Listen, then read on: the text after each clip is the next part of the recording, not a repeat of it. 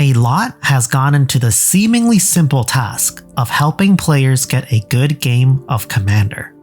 Working officially with Wizards, I joined the rest of the CFP, or CFIP, to try to tackle this problem.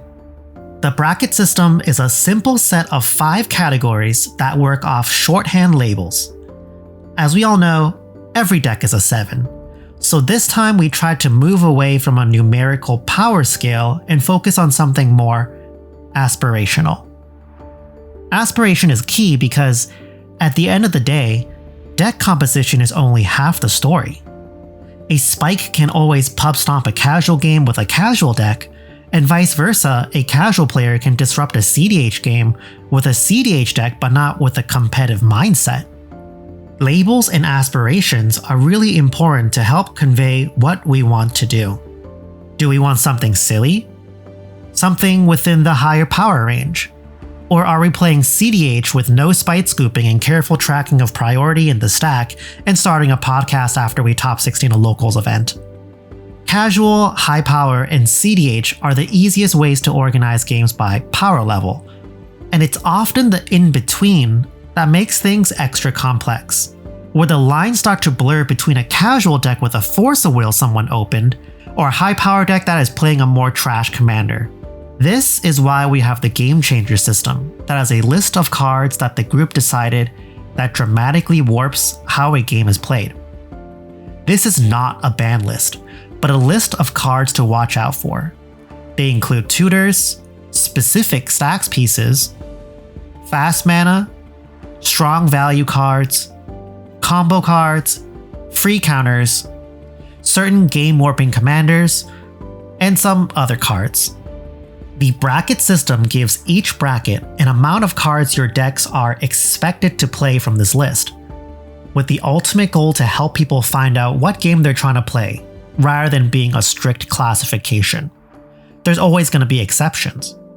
Each bracket is determined by intent or aspiration, and then how many cards from the Gamechangers list it could be playing, if they're able to play 2-card combos, and also land destruction or extra turn spells. The brackets are broken out into 5 categories. Bracket 1, or Exhibition, is for ultra-casual theme-based decks, with a very light focus on winning.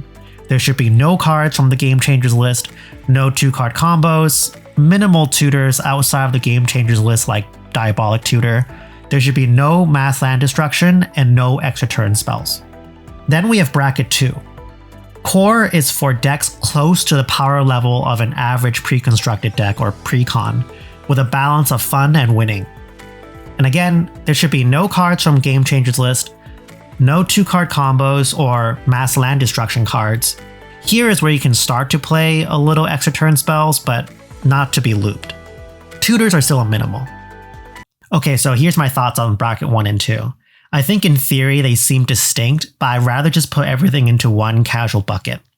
It's easy to use something like Horses Looking Left as an idea of what extreme casual looks like, but with better and better cards being printed and better deck building resources, I think it's kind of hard to tell the difference between Exhibition and Core without knowing what a pre-con deck looks like. And also, I can count on one hand how many players I meet in the wild who actually play Exhibition decks who aren't content creators. Most of the time, they are either playing precons or something stronger.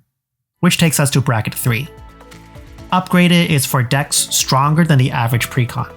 Here is where things start to get a little fuzzier of what is core versus optimized. So this bracket allows up to 3 cards from the Gamechanger list, still no land destruction, and minimal extra turn spells.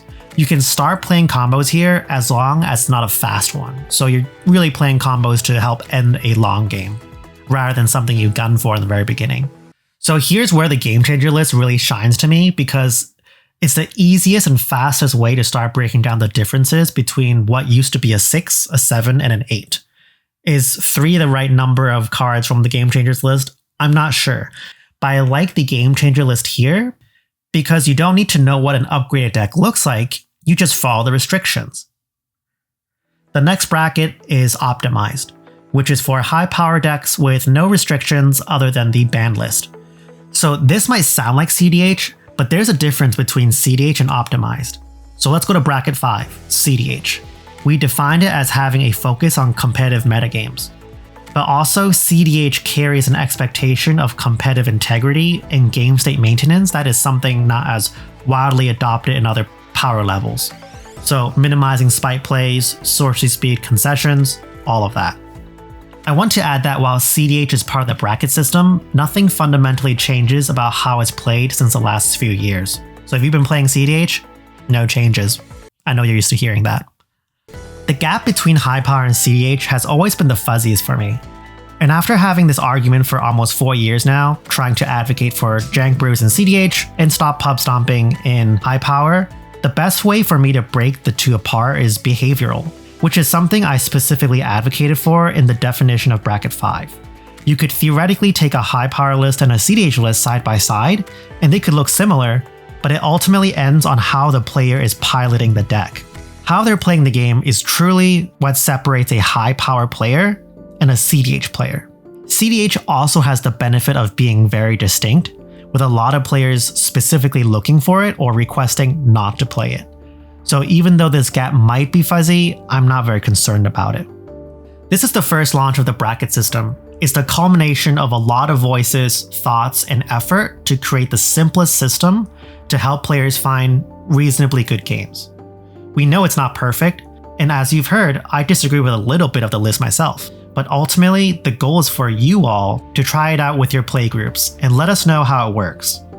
I know we're generally quick to criticize something new, but my recommendation is just to try it first, because only with more live experience can we get actionable feedback to adjust the system for something that actually works. Always feel free to share feedback with me on my channel, or Blue Sky, or wherever. Thanks for watching.